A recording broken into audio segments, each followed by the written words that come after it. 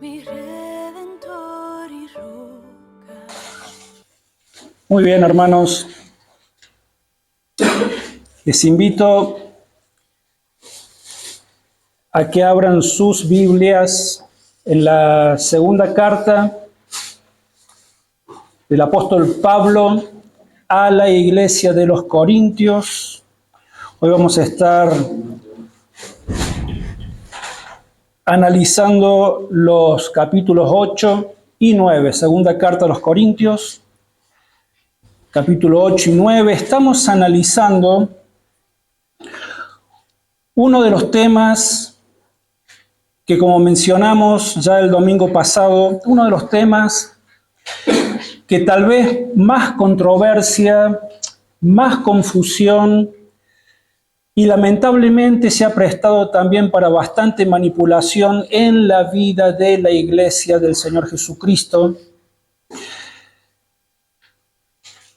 y que este es un tema que ha traído bastante descrédito a la iglesia ante el mundo, pero no solamente ante el mundo, sino también ante cristianos genuinos, hijos e hijas de Dios que aman al Señor verdaderamente, que sienten en su corazón, porque sabe de que la palabra de Dios lo dice, de honrar al Señor con sus bienes, y sin embargo, por causa de, no sé, malas interpretaciones, a veces un obrar, realmente no sé si muchos son conscientes de lo que hacen cuando enseñan cosas que no están en la palabra de Dios. Otros lo harán intencionalmente, sabemos que hay de todo, pero muchas personas de estos hermanos queridos se han sentido muchas veces estafados en su buena fe. Y este tema tiene que ver con el diezmo y las ofrendas.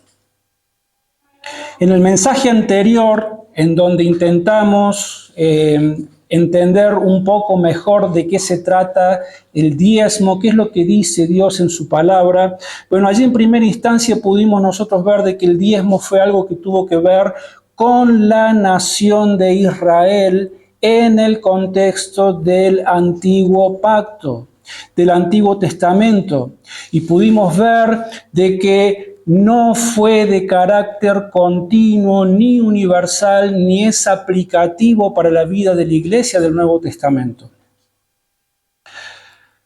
Vimos también de que cuando llega el tiempo de Moisés, en donde el diezmo es instituido como ley, vimos de que no solamente era el 10%, sino que cuando sumábamos los distintos diezmos que la nación tenía que entregar, al final llegábamos a la conclusión de que era un monto mayor, era un 23%. También estuvimos analizando ese pasaje de Malaquías, en el capítulo 3, verso 8 al 10, que también se usa tan frecuentemente para pedir el diezmo en nuestros días, y pudimos ver que a la luz del contexto de todo lo demás, de que no tiene aplicación para la vida de la iglesia. Y al final vimos de que el Señor Jesucristo aprobaba la práctica del diezmo, pero esto fue antes de que Él fuera a la cruz. Todavía el Señor no había ido a la cruz cuando hablaba del tema del diezmo allí con los fariseos y toda esa gente, porque todavía estaba bajo la administración del Antiguo Testamento, y pudimos ver que después de la cruz todas estas cosas cambian. Bueno, allí el domingo pasado pudimos estar analizando un poquito más en detalle lo que dice la palabra de Dios acerca del diezmo, y la conclusión es de que no tiene ningún tipo de aplicación para la vida de la iglesia del Señor Jesucristo en nuestro tiempo. Entonces, ¿qué es lo que necesitamos hacer ahora? Lo que necesitamos hacer ahora es ver qué es lo que dice Dios con respecto a las ofrendas en nuestros días. Y para esto debemos comenzar por entender cuáles son los principios que sí están en la palabra de Dios, que sí aplican a la vida de la iglesia, pero que tienen que ver con el nuevo pacto, ya de este lado de la cruz.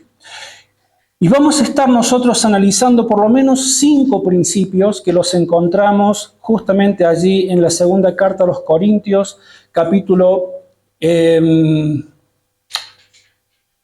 capítulos 8 y capítulo 9. Espero que hayan podido hacer la tarea esta semana, que hayan encontrado tiempo, que hayan podido leer los capítulos 8 y 9.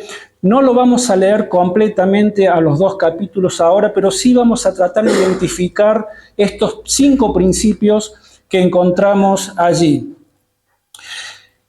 En realidad 4 principios allí y un 5.º principio lo vamos a ver en la primera carta a los Corintios, pero que tiene que ver exactamente con lo mismo. Entonces, muy bien, cuando hablamos del primer principio, decimos de que la ofrenda fluye, en nuestro tiempo, fluye de la gracia, mas no de la ley. Para eso vamos a leer segunda carta a los Corintios, capítulo 8, verso 1 al 2. Y en un instante los versos 3 y 4 también. Pero comencemos leyendo segunda carta a los Corintios, capítulo 8, verso 1 al 2. Y dice así, la palabra de Dios, dice: asimismo, hermanos, os hacemos saber la gracia de Dios que se ha dado a las iglesias de Macedonia, porque en las grandes tribulaciones con que han sido probadas, la abundancia de su gozo y su profunda pobreza abundaron en riquezas de su generosidad. Así empieza Pablo para comenzar a enseñarnos acerca de estos principios, y lo que Pablo comienza a decir es algo en lo que nosotros realmente necesitamos pensar y hacerlo de una manera muy seria, meditar profundamente, porque es realmente tremendo lo que está diciendo acá y lo que va a decir en los 2 pasajes siguientes, 3 y 4. Pero al principio, podemos ver nosotros la paradoja. ¿Qué es lo que es una paradoja? Es una contradicción, ¿no es cierto? Pero es una paradoja gloriosa cuando Pablo está escribiéndole a los Corintios y le cuenta cuál es la actitud del corazón de estas iglesias que estaban en Macedonia. ¿Cuáles eran estas iglesias a las que Pablo se está haciendo referencia? Es la iglesia de Filipos, es la iglesia de Tesalónica y es la iglesia de Berea. Esas 3 iglesias, esas son las iglesias de Macedonia. Y Pablo dice de que ellos estaban pasando por una gran prueba de tribulación. No nos dice los detalles de cuáles eran estas pruebas, pero podemos inferirlo por el contexto de lo que estaba viviendo toda la iglesia primitiva de ese tiempo.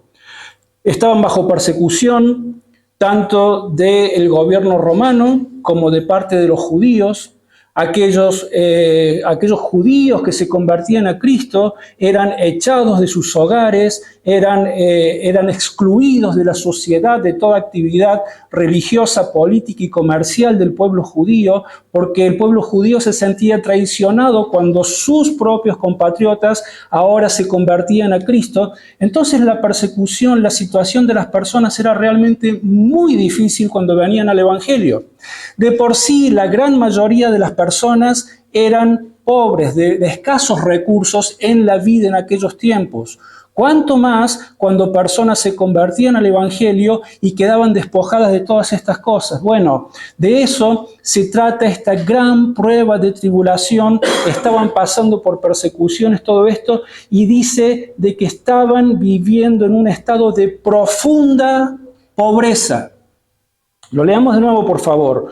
8:1 al 2. Dice: asimismo, hermanos, os hacemos saber la gracia de Dios que se ha dado a las iglesias de Macedonia, porque en las grandes tribulaciones con que han sido probadas, la abundancia de su gozo y su profunda pobreza abundaron en riquezas de su generosidad. Algo absolutamente incomprensible para la mayoría de la mente humana.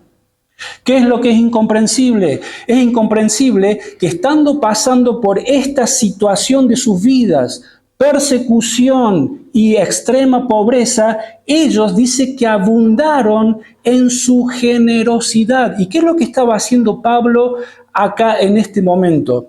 Pablo estaba conectando distintas iglesias, estaba recogiendo una ofrenda para después poder llevar esa ofrenda para ayudar a los santos de la iglesia de Jerusalén que también la estaban pasando muy, muy mal por esta misma razón.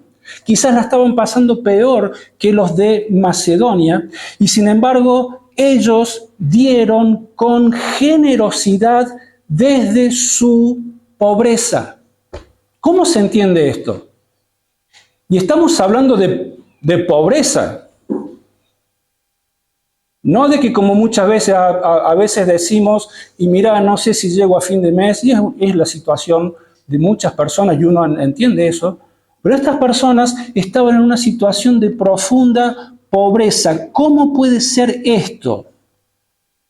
Y la respuesta es de que su generosidad no dependía ni fluía de la abundancia material que pudieran tener, sino que su generosidad fluía por causa de la gracia de Dios de la cual habían sido hechos partícipes. ¿Cuál es esta gracia de Dios? La salvación. Ellos habían experimentado la salvación que Dios les había ofrecido por medio del sacrificio del Señor Jesucristo. Y ellos eran salvos. Y sus corazones estaban llenos de gozo y llenos de gratitud porque entendían de dónde Dios los había rescatado y entendían lo que ese sacrificio, lo que esa salvación le había costado al Santo Hijo de Dios. Ellos lo entendían. Para ellos Cristo era todo suficiente en sus vidas. Ellos habían encontrado su suficiencia en Cristo y era tal el gozo que había en sus corazones que ellos estaban dispuestos a dar de la forma que sea. La gracia de Dios transforma los corazones de aquellos que verdaderamente pasan por la experiencia de la salvación. Y la gracia de Dios había transformado de tal manera los corazones de estos hermanos que dar para ellos no era una carga, a pesar de su situación, sino que dar para ellos era motivo de gozo. Fíjense lo que añade Pablo en los versos 3 y 4. 2 Corintios 8, 3 y 4 dice: doy testimonio de que con agrado han dado conforme a sus fuerzas y aún más allá de sus fuerzas. Y el versículo 4 es tremendo. Dice, pidiéndonos con muchos ruegos que les concediéramos el privilegio de participar en este servicio para los santos. ¿Entendemos lo que está pasando? Dice de que ellos le pedían a Pablo, es como que le están diciendo, Pablo, por favor, déjanos participar. Ahora, ¿por qué Pablo les podría haber dicho, no, hermano, está bien, no tienen que participar? ¿Por qué? Porque Pablo sabía cuál era la situación de ellos. Sabía que era quizás exponerlos a un compromiso el cual ellos no estaban preparados para poder participar de esa colecta, para esa ofrenda, para cuidarlos, para protegerlos. Pero Pablo dice, hermanos, les doy testimonio de que con agrado han dado y me han pedido con ruego que los deje participar. Es tremendo lo que está pasando.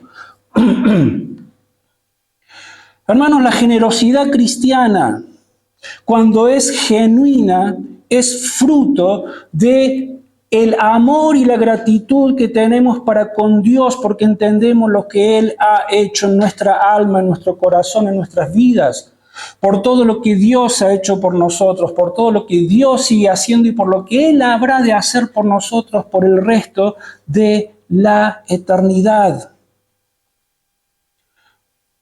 El creyente, cuando entiende estas verdades gloriosas, entonces ya no está dando para cumplir con una ley externa, con una ley que se impone desde afuera. Cuando la gracia de Dios ha penetrado verdaderamente en nuestro corazón. Cuando nosotros estamos comprendiendo realmente lo que el Santo Hijo de Dios hizo por nosotros, ¿sabes qué es lo que genera eso de manera natural y espontánea? Generosidad. Es lo que está pasando con estos hermanos.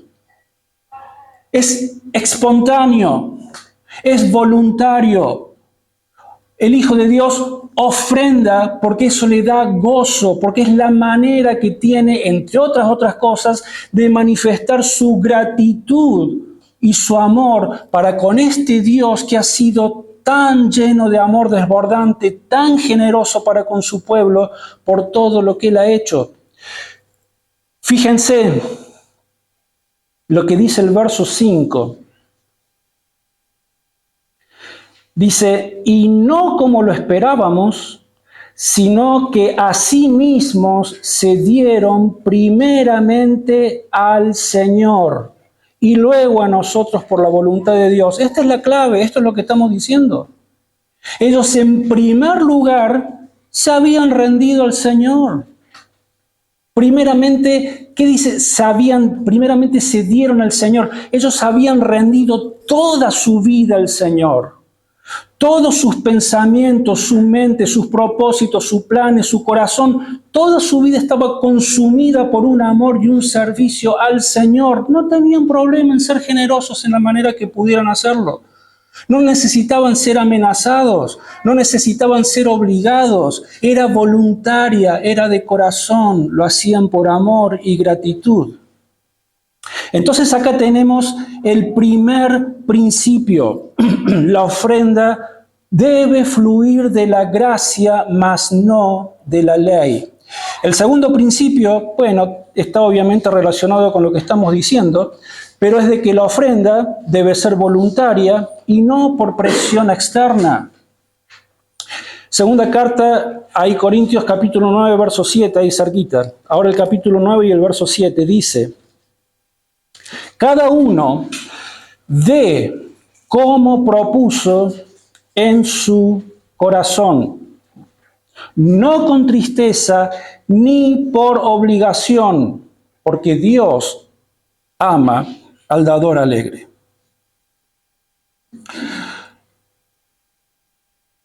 La decisión de dar para la obra del Señor es algo absolutamente voluntario. Es individual. Y tenemos que entender de que nadie, absolutamente nadie, tiene derecho a determinar cuánto debe dar cada uno de nosotros. Esto es, como cada uno de nosotros lo hemos propuesto en nuestro corazón, no como el predicador te está allí insistiendo a que tienes que dar el 10% o lo que fuera. Esto no es lo que dice el predicador. Esto es lo que dice la palabra de Dios. Cada uno va a dar como lo propuso en su corazón. ¿Y en qué momento lo propongo en mi corazón? Cuando estoy a solas con Dios. Y abro mi corazón ante Dios y allí en la intimidad de mi relación con Dios, Dios conoce mi corazón, Dios conoce qué tengo, qué no tengo, Dios conoce cuál es mi voluntad, Dios conoce todo de mí y allí es donde abro mi corazón y como así cuando abro mi corazón para contarle tantas cosas a Dios y a veces agradecerle por lo que Él hace por mi vida, a veces para confesar mis pecados, a veces para interceder por otras personas, pues también abro mi corazón y digo, Señor, esto es lo que mi corazón, mi voluntad y mi realidad estoy dispuesto a dar para tu causa, para tu obra. Y allí lo propones, es algo entre vos y el Señor. No es algo entre vos y el pastor o quien quiera estar queriendo imponer algún tipo de ofrenda desde el púlpito. No funciona así. No es así, no es bíblico hacerlo de esa forma.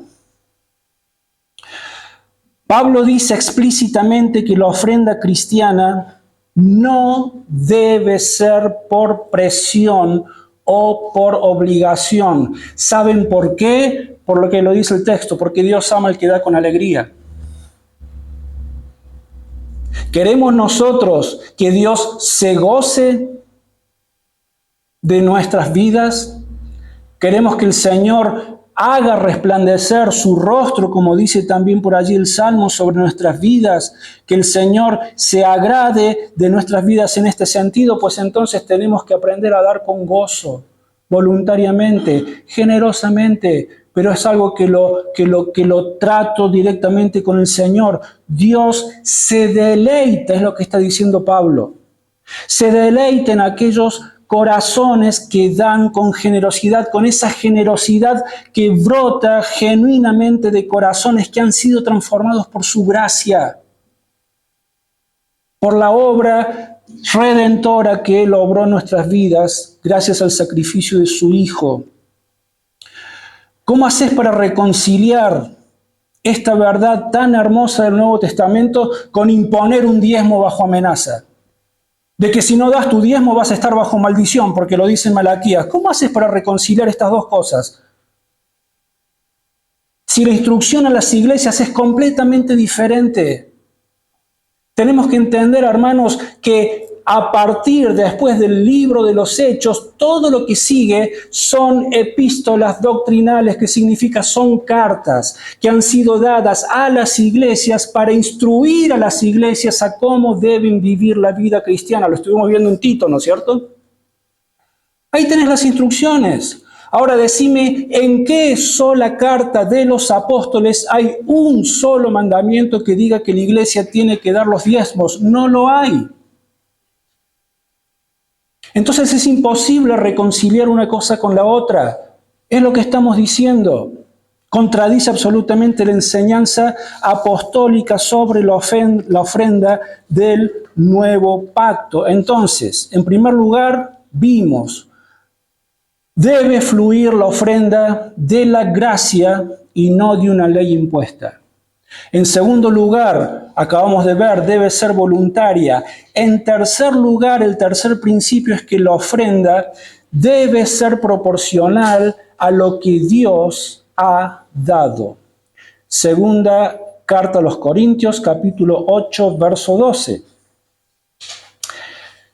Dice, porque si primero está la voluntad dispuesta, será aceptado según lo que uno tiene, no según lo que no tiene. Es claro, ¿no es cierto? Ahora, ¿qué principio tan liberador es este, hermanos? Porque Pablo dice, si está la voluntad dispuesta, lo que acabamos de ver. Si has hablado con el Señor, te has puesto de acuerdo con el Señor, sentís gozo en hacer esto que el Señor pide en su palabra, si hay la voluntad dispuesta, pues entonces Dios va a aceptar tu ofrenda según lo que tengas, no según lo que no tengas. Es decir, no estás obligado a alcanzar ningún porcentaje. Vas a ofrendar de acuerdo a lo que tengas. Y según la disposición del corazón. Y vamos a dar de acuerdo a lo que realmente cada uno pueda hacerlo según sus circunstancias actuales. Evangelio de Marcos, capítulo 12. Evangelio de Marcos, capítulo 12, verso 41 al 44. Marcos, capítulo 12. Un pasaje conocido, hermoso. Marcos 12, 41 dice, estando Jesús sentado delante del arca de la ofrenda, miraba cómo el pueblo echaba dinero en el arca. Y muchos ricos echaban mucho. Y vino una viuda pobre y echó 2 blancas, o sea, un cuadrante. Entonces llamando a sus discípulos les dijo, de cierto os digo que esta viuda pobre echó más que todos los que han echado en el arca, porque todos han dado de lo que les sobra, pero esta de su pobreza echó todo lo que tenía, todo su sustento. En el templo, en el atrio de las mujeres habían 13 cofres que estaban destinados para que las personas allí ofrendaran dinero. Esto no tiene nada que ver con el diezmo. ¿Se acuerdan que el diezmo era de productos agrícolas y ganaderos? ¿Ok? Estas eran ofrendas voluntarias. No había una imposición, no había una ley. Y allí estaban. ¿Y para qué estaban? Para que aquellos que voluntariamente quisieran dar, ofrendaran dinero para mantenimiento de algunos gastos del templo, o tal vez también para ayudar a los pobres.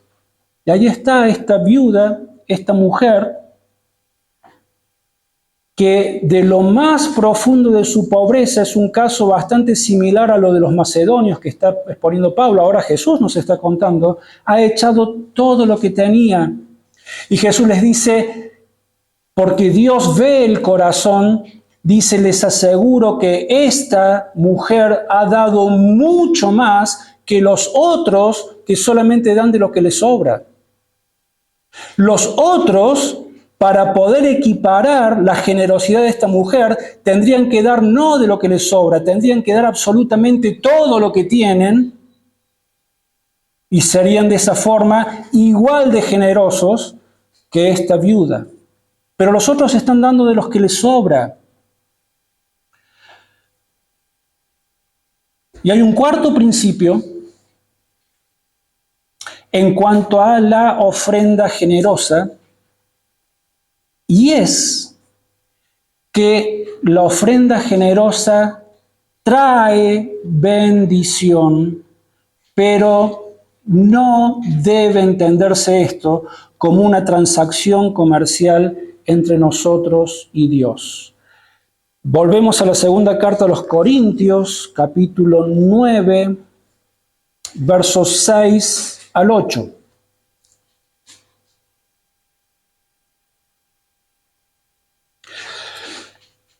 Pero esto digo, el que siembra escasamente, también segará escasamente.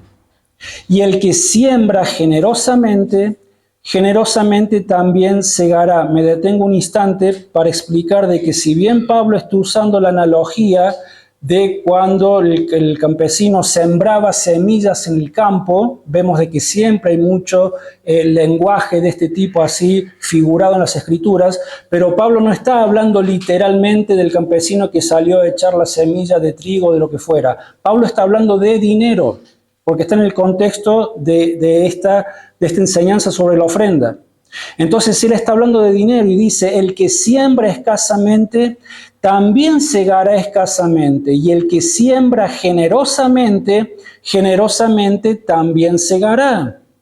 Cada uno dé como propuso en su corazón, no con tristeza ni por obligación, porque Dios ama al dador alegre, y poderoso es Dios para hacer que abunde en vosotros toda gracia, a fin de que, teniendo siempre en todas las cosas todo lo necesario, abundéis para toda buena obra.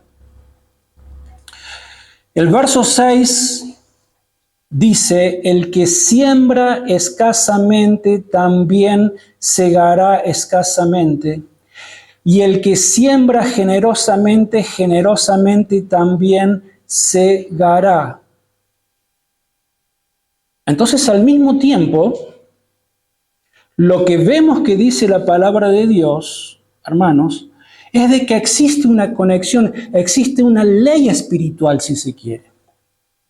Existe una conexión entre la generosidad nuestra y la bendición que vamos a recibir de parte de Dios, pero tenemos que tener mucho cuidado cómo se interpreta esto, porque esto es lo que se ha prestado justamente para manipular la vida de las personas. Hermanos, esto no se trata de enriquecimiento personal.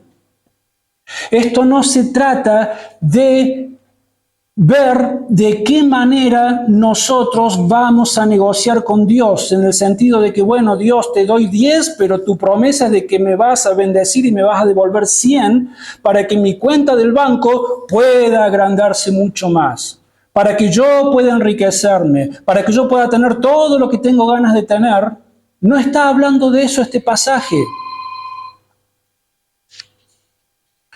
Pablo enmarca este principio de la siembra y de la cosecha y nos enseña, nos explica cómo es de que opera esto en el reino de Dios. Fíjense, el verso 8 lo aclara de una manera.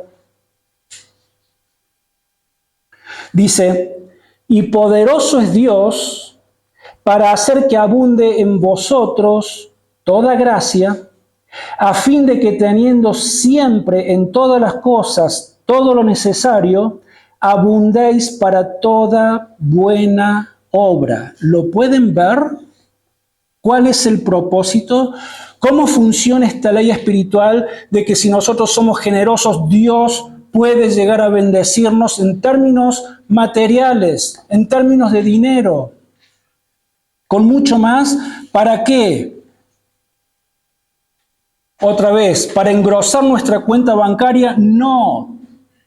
Dios está dispuesto a bendecirnos para con eso que nos está bendiciendo nosotros podamos seguir siendo aún mucho más generosos de lo que tal vez fuimos antes. No es para que nos lo quedemos, es para que tengamos recursos siempre para, en todas las cosas, que tengamos todo lo necesario para que abundemos para toda buena obra. No es para ostentar que voy a tener la mejor casa del pueblo, el mejor auto del pueblo o lo que quieras llamar. No se trata de eso. Hermanos, la vida cristiana debe ser una vida sencilla. El Señor ha dicho en la carta a los Hebreos, sean vuestras costumbres sin avaricia. Contentos con los que tenéis ahora, porque Él dijo, no te desampararé ni te dejaré. No es una vida de ostentación. La vida cristiana es una vida sencilla, en donde debo conformarme con tener lo básico para tener una vida digna, para poder alimentar a mi familia, pero si el Señor es generoso conmigo, esa generosidad, otra vez, es para que yo pueda seguir siendo de bendición cada vez más y más y más. La bendición de la generosidad es cuando Dios nos capacita para que podamos seguir siendo más generosos y no para acumular riquezas. Esto no es el evangelio de la prosperidad, hermanos. Eso es una herejía. Esto es lo que dice la palabra de Dios. Hay muchos casos. Pero hay un testimonio de un empresario cordobés. Hace muchos años, este hombre conoce el Evangelio. Él tiene hasta el día de hoy una fábrica de aberturas, hace puertas y ventanas, y de eso vive. Pero el Señor transformó su vida, salvó su alma, conoció el Evangelio. Y él, una manera de poder agradecer a Dios lo que Dios hizo por él, decidió ponerse una empresa de colectivos, que es muy conocida. Que una de las rutas por las que pasa es por acá, por Carlos Paz. Todos los días pasan sus colectivos por acá. Empezó con 2 colectivos, hoy tiene, no sé, una flota de cuántos colectivos, no sé cuántos empleados, pero él es creyente. Y él le da empleo solamente a personas creyentes. Y cuando salen sus colectivos, antes de salir, cuando vos te subís a ese colectivo hay una Biblia en cada asiento y esa Biblia es de regalo para el pasajero que ha comprado su pasaje. Pero no solamente esto, allí una azafata o uno de los choferes, antes de salir comparte un devocional con todos los pasajeros. Y después ora. Y recién ahí salen de viaje. Entonces hay una tarjetita en cada asiento en donde le piden a cada pasajero que si están interesados en conocer más acerca de la palabra de Dios, que dejen sus datos. Y después ellos se encargan de derivar a estas personas a distintas iglesias de acuerdo a la zona donde viven estos pasajeros. Y este hombre gana fortunas con esa empresa de colectivo porque Dios lo ha bendecido. Aún en las épocas muy difíciles de la Argentina, donde otras empresas de colectivos tuvieron que cerrar, no daba abasto él de vender pasajes para sus clientes.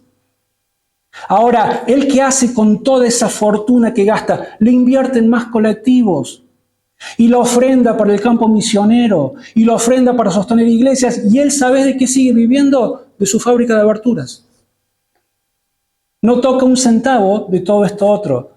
Es un hombre que ha entendido de qué significa ser generoso conforme a la palabra de Dios. Fíjense allí en 2 Corintios, leamos los versos que sigue ahora desde el 9 hasta el 13.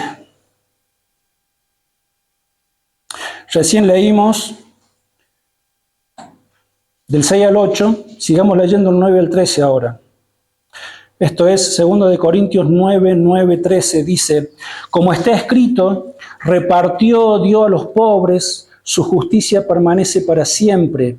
Y el que da semilla al que siembra y pan al que come, proveerá y multiplicará vuestra sementera y aumentará los frutos de vuestra justicia, para que seáis ricos en todo, para toda generosidad, la cual produce por medio de nosotros acción de gracias a Dios. Porque la entrega de este servicio no solamente suple lo que a los santos falta, sino que también abunden muchas acciones de gracias a Dios. Ellos, por la experiencia de este servicio, glorifican a Dios por la obediencia que profesáis al Evangelio de Cristo y por la generosidad de vuestra contribución para ellos y para todos. Sigamos hasta el 15. De igual modo, en su oración a favor de vosotros, os aman a causa de la superabundante gracia de Dios en vosotros. ¿Y qué dice el 15? Gracias a Dios por su don inefable. ¿Cuál es el don inefable de Dios? Su Hijo, el Señor Jesucristo. Gracias a Dios que nos ha dado el tesoro más precioso de todo el universo, más precioso de los cielos y de la tierra, a su Hijo. Por esta razón es de que aquellos que han entendido lo que Dios ha hecho por nosotros, naturalmente, espontáneamente, voluntariamente y generosamente, queremos agradecer y mostrar nuestro amor al Señor por medio de nuestra generosidad. Entonces, la generosidad, primero vimos, fluye de la gracia, no de la ley. Segundo, debe ser voluntaria. Tercero, debe ser proporcional a lo que Dios nos ha dado. Cuarto, trae bendición, pero no es una transacción comercial. Y quinto, el quinto principio respecto a la ofrenda es de que sostiene el ministerio y las necesidades de los santos. A diferencia del diezmo, como vimos, ¿se acuerdan cuál era el objetivo del diezmo? Era, mantener el sistema de los levitas, toda esta tribu que estaba al servicio del templo. Tenía que ver con mantener, el templo, las fiestas ceremoniales de aquella época. Pero todo eso quedó atrás. Ahora, las ofrendas del nuevo pacto tienen otro propósito. Y el propósito que tienen nuestras ofrendas con respecto a los diezmos del Antiguo Testamento son infinitamente más amplias. Los propósitos que alcanzan, y eso es lo que tiene que mover también nuestra voluntad y nuestro corazón, porque el propósito de la generosidad cristiana es sostener económicamente a aquellas personas que dedican su vida para la expansión del reino, aquellos que predican el Evangelio y también para ayudar a los santos, a los hermanos en la fe que padecen algún tipo de necesidad. Estamos hablando de llevar, de sumarnos a la gran comisión del Señor. ¿Se acuerdan Mateo 28? Ir por todo el mundo y hacer discípulos y llevar el Evangelio hasta lo último de la tierra. Fíjense si el propósito de nuestros diezmos y ofrendas, de nuestras ofrendas, digamos, no, son muchísimo más amplios que lo que tenía el diezmo en el Antiguo Testamento.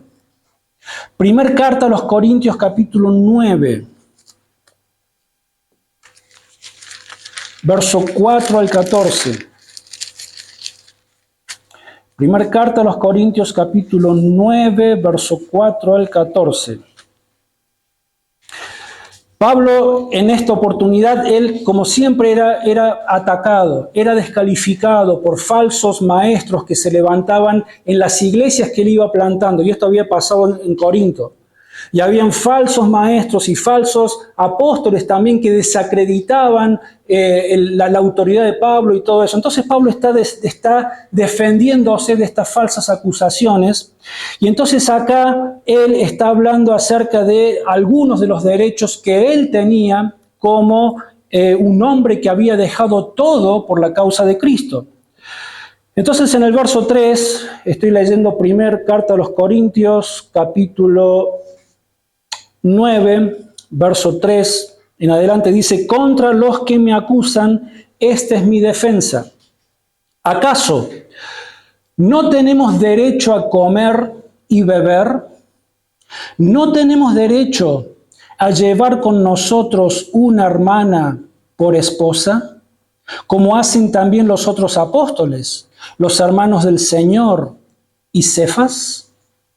¿O solo yo y Bernabé no tenemos derecho a no trabajar?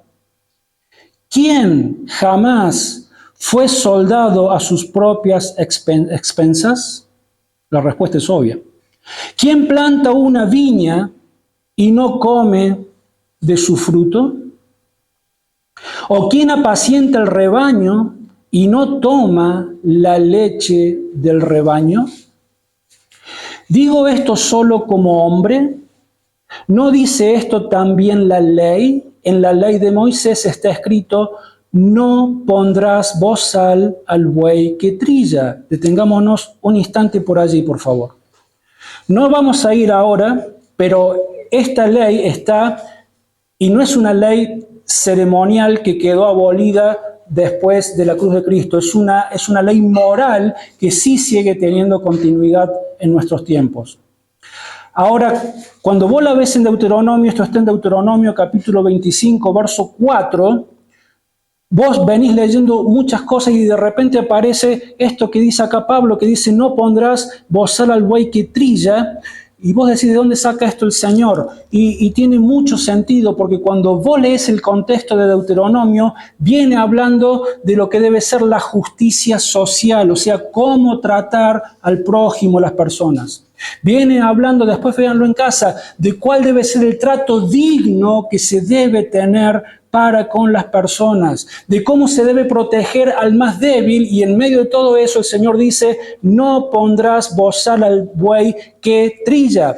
Fíjense lo que pregunta ahora Pablo acá mismo, dice: ¿se preocupa Dios por los bueyes o lo dice enteramente por nosotros? Sí, por nosotros se escribió, no por los bueyes, por más que entendemos de que Dios también quiere que cuidemos a los animales.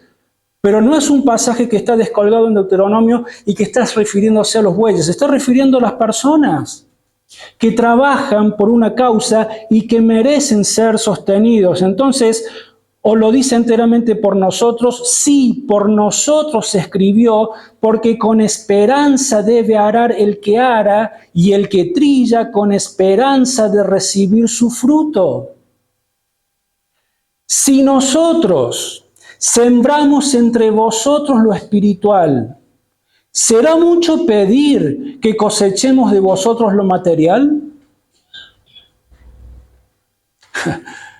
Hay mucho peso en las palabras de Pablo. Él está diciendo: nosotros que lo hemos dejado absolutamente todo, En el caso de Pablo, ni esposa tenía, porque él se había dedicado absolutamente a la obra del Señor. ¿Por qué prueba, por qué aflicción no pasó Pablo en su vida? Después léanlo en 2 Corintios, también él hace una descripción bastante literal de los sufrimientos que él pasó y al final terminan cortándole la cabeza.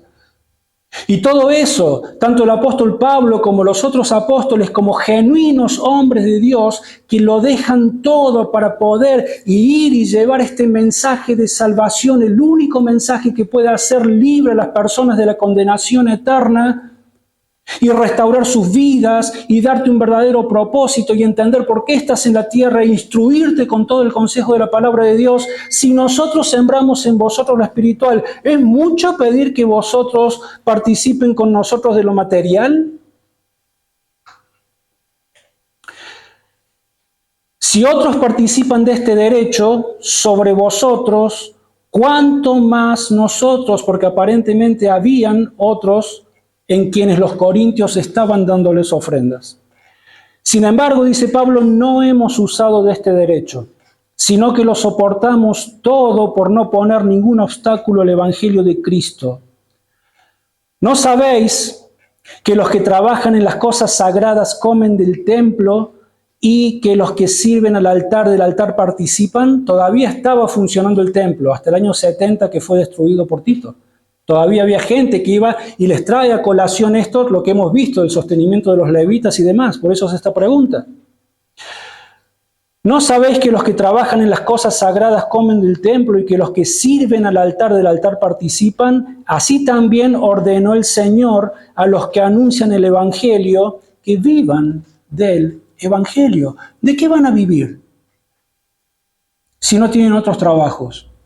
¿De qué van a vivir? ¿Cómo van a sostener a sus familias si han dedicado su vida para instruirse en la palabra de Dios y para ser de bendición a aquellos que tanto la necesitan? ¿De qué van a vivir? Es muy obvia la pregunta. Entonces, el quinto principio es de que sostiene el ministerio del Evangelio, pero también debe suplir la necesidad de los santos. ¿Qué es lo que está haciendo Pablo juntando esta colecta para poder ayudar a personas que realmente la estaban pasando mal? Fíjense, vamos a la carta ahora de Pablo a los Romanos, al capítulo 15, en donde hace referencia otra vez a este tema. Romanos capítulo 15. Ustedes en sus hojitas tienen el verso 26, pero vamos a leer desde el 24 hasta el 28.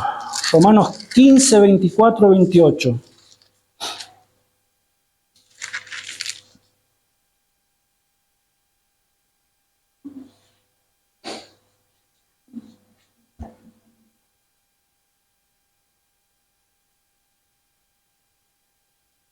Romanos 15 a 24.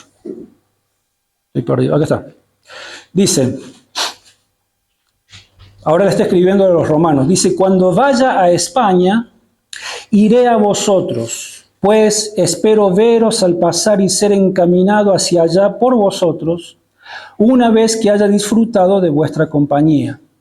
Pero ahora voy a Jerusalén para ministrar a los santos, esto es, para llevarles esta ofrenda que Pablo estaba recogiendo. Dice el 26, porque Macedonia y Acaya tuvieron a bien hacer una ofrenda para los pobres que hay entre los santos que están en Jerusalén. Les pareció bueno hacerla, ya que son deudores a ellos, porque si los gentiles han sido hechos partícipes de sus bienes espirituales, deben también ellos ayudarlos con bienes materiales. Así que cuando haya concluido esto y les haya entregado esta ofrenda, pasaré entre vosotros rumbo a España. ¿Se dan cuenta otra vez el principio acá? Las iglesias de Macedonia, Filipo, Berea, Tesalónica y demás, Acaya, Corinto, en su mayoría estaba constituida por gentiles. Había judíos también, pero en su mayoría eran gentiles que se habían convertido a Cristo. Por eso Pablo dice, les pareció bueno participar de esta ofrenda ¿Por qué? Porque dice son deudores de ellos. ¿Por qué dice que son deudores de los de la iglesia de Jerusalén? Porque fue de la iglesia de Jerusalén en donde fueron encomendados ¿quiénes? Los primeros misioneros que salen al mundo. Y gracias a los esfuerzos de esas iglesias y la de Antioquía también sale a partir de allí los primeros misioneros al resto del mundo y traen el mensaje bendito del Evangelio y bendicen a los gentiles de ese tiempo. Por eso Pablo dice, les pareció bueno hacerla a esta ofrenda, ya que son deudores, porque si los gentiles han sido partícipes de sus bienes espirituales, deben también ellos ayudarlos con bienes materiales. Hermanos, esto es una clase magistral de finanzas conforme a la palabra de Dios. Esta es la forma en la que el pueblo de Dios debe entender cómo manejar sus finanzas. Esto no es imposición, esto no es manipulación, esto no es cargar a las personas con pesos que no pueden llevar. Esto no es discriminación de decir, los que dan son más importantes que los que no dan. No se trata de eso. Esto es el diseño bendito y todo sabio de Dios para la vida financiera de su iglesia, de su pueblo y para la extensión de su reino, que no hay cosa que tenga mayor valor en la vida que ser parte de la extensión del reino de Dios. Conclusión. ¿Cuál es la conclusión? Ya no estamos bajo la ley ceremonial para tener que cumplirla. No solamente no tenemos que cumplir con el diezmo, sino con ninguno del resto de las leyes del Antiguo Testamento. Y este es el corazón teológico de este asunto. Necesitamos poder ver la diferencia abismal que existe en muchos temas que tenían que ver con el antiguo pacto, cuando estaban bajo estas leyes, a vivir bajo este tiempo de gracia en el cual nosotros nos encontramos ahora. Hay diferencias que son abismales entre el antiguo pacto y el nuevo pacto. Nosotros estamos de este lado de la cruz. Estamos bajo la gracia del Señor Jesucristo. Hemos sido hechos libres de tener que cumplir con la ley, pero ser libres de la ley no nos da licencia para la avaricia. La libertad cristiana no es libertad para pecar, ni es libertad tampoco para ignorar la voluntad de Dios, ni es libertad para vivir ignorando vivir como si Cristo no hubiera muerto por nuestros pecados. Volvamos a 2 Corintios y fíjense lo que dice Pablo, 2 Corintios 8:9. Otra vez, en medio del contexto de esta enseñanza, dice, ya conocéis la gracia de nuestro Señor Jesucristo, que por amor a vosotros se hizo pobre, siendo rico, para que vosotros con su pobreza fuerais enriquecidos. Hermanos, no nos olvidemos, no debemos, no podemos olvidarnos de que el santo Dios de toda gloria se despojó a sí mismo y se humilló y se hizo siervo y fue obediente y fue hasta la muerte y muerte de cruz por amor de nosotros. ¿Para qué? Se hizo pobre, dice Pablo, para que con su pobreza, con su humillación, con su muerte, enriquecernos a nosotros. ¿Y cuánto nos ha enriquecido? Bendito sea el Dios y Padre de nuestro Señor Jesucristo, que nos bendijo con toda bendición espiritual en los lugares celestiales. ¿Qué más queremos? ¿Qué más queremos? La libertad cristiana, hermanos, no es libertad para cerrar nuestras manos y endurecer nuestros corazones y no participar contra las necesidades del reino de Dios. Es todo lo contrario. Es libertad para dar mucho más generosamente que nunca, no por obligación, no por alguna obligación externa impuesta desde púlpitos manipuladores, sino para dar con un amor genuino. Amor que ha sido derramado en nuestros corazones por el Espíritu Santo de Dios, como Pablo también lo dice en Romanos 5:5, pero los invito para ir terminando Romanos 13, 8 al 10. Romanos 13, 8 al 10, allí Pablo establece el principio que debe gobernar la ética cristiana. Romanos capítulo 13, verso 8 al 10, Pablo dice: no debáis a nadie nada, sino el amaros unos a otros, pues el que ama al prójimo ha cumplido la ley. ¿Por qué? No adulterarás, no matarás, no hurtarás, no dirás falso testimonio, no codiciarás, y cualquier otro mandamiento. En esta sentencia se resume: amarás a tu prójimo como a ti mismo. El amor no hace mal al prójimo, así que el cumplimiento de la ley es el amor. Hermanos, esta es la única ley que tenemos que cumplir nosotros: el amarnos los unos a los otros. El amor cumple la ley, no la reemplaza con menos exigencia, sino que la supera mucho más allá de lo que la letra fría de la ley decía. ¿Qué es lo que está diciendo Pablo acá? La ley decía, ¿se acuerdan? No matarás. Pero viene Cristo y ¿qué dice? Debes amar a tus enemigos. Debes reconciliarte con tu hermano. ¿Qué es lo que decía la ley? No cometerás adulterio, eso dice la ley. Ahora, ¿qué dice el amor? Dice, ni siquiera debes codiciar a la mujer de tu prójimo. Esto es amor. ¿Se dan cuenta que el amor supera por lejos a la ley? La ley decía, tenés que dar el 10% de los productos agrícolas. ¿Qué es lo que dice el amor? El amor dice, todo, absolutamente todo lo que tengo está disponible para Dios, para su causa, para la extensión de su reino. El amor no está calculando cuál es el mínimo requerido que tengo que dar, entonces voy a juntar ese diezmito y no me pidan más de eso. Así no funciona el amor. El amor no está calculando.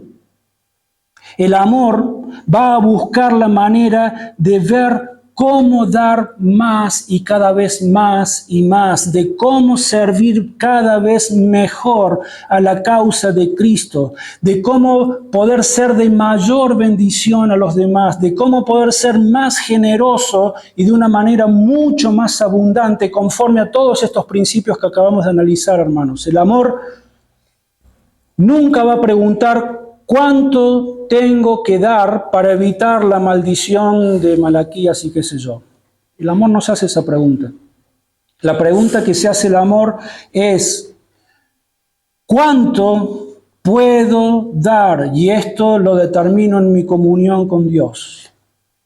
¿Cuánto, Señor, voy a poder darte para poder expresarte mi adoración? Porque el dar para la causa de Cristo es un acto de adoración.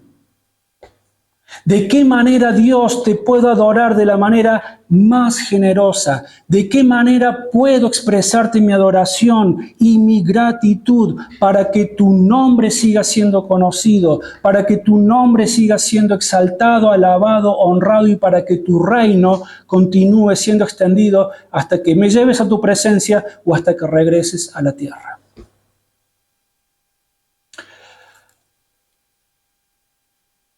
Y si nos ponemos a pensar, es una oportunidad muy grande que tenemos frente a nosotros justamente para poder compartir el Evangelio con las personas.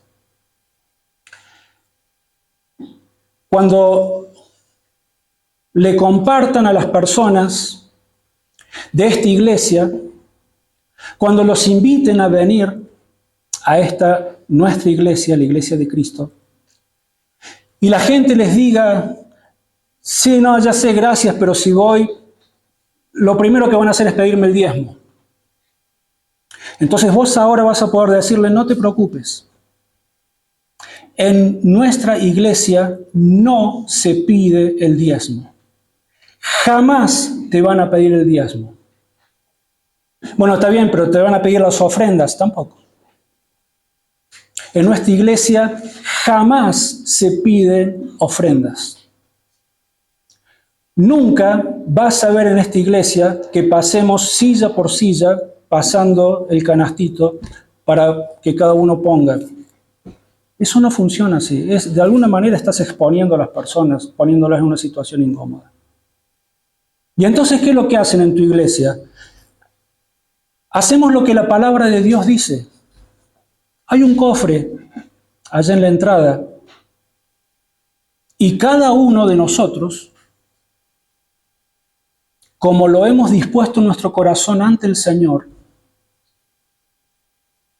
nos hemos comprometido ante Dios para dar para la obra de Cristo por causa de lo que Cristo hizo en mi vida. ¿Y qué es lo que hizo Cristo en tu vida? Y ahí le predicas el Evangelio. Y ahí le decís, mira, es tan glorioso, es tan grande, es tan increíble lo que Dios hizo en mi vida, de dónde el Señor me sacó. Fue tan alto, tan infinito el precio por medio del cual Él demostró su amor para conmigo en una cruz, padeciendo en la forma que padeció, y le compartís el Evangelio, hermano. No queremos que vengan más personas para sacarle plata. Queremos que vengan personas para que conozcan la salvación del Señor. Después, con el tiempo, se los instruirá en la palabra de Dios y estará entre ellos y Dios si van a entender de que tienen que ofrendar. Pero no podés invitar a la gente para apuntarlos con una pistola en la cabeza y sacarles lo que traen o lo poco que tienen. No se trata de eso. No es la forma en la que hacemos las cosas en la iglesia de Cristo. Nuestro corazón arde con el mismo ardor y con la misma pasión que arde el corazón de Dios y de su Hijo. Es la salvación de las almas. Eso es lo que nos mueve a hacer absolutamente todo lo que hacemos desde este lugar. Padre Celestial, te damos gracias por el don inefable, por haber enviado a tu Hijo,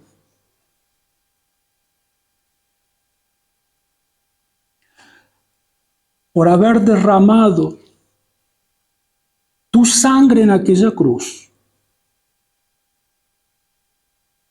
por haber cargado con el castigo que nosotros merecíamos, por haberte despojado de esa gloria, de esas riquezas que ni tenemos idea de lo que significa la gloria en la cual estás envuelto allá en el cielo y que por toda eternidad estuviste allí. Sin embargo, decidiste hacerte pobre por amor a nuestras almas. Ayúdanos, Señor. Derrama de tu gracia sobre nuestras vidas. Danos entendimiento, ayúdanos a entender tu palabra. Y ayúdanos, Señor, a ser personas que seamos generosas, de manera abundante, conforme a los principios que hemos visto en tu palabra, para que vos, Señor, cuando veas nuestra generosidad, puedas decir que nos amas porque damos con alegría, como lo dice tu palabra. Te damos gracias, oramos en el bendito nombre del Señor Jesús.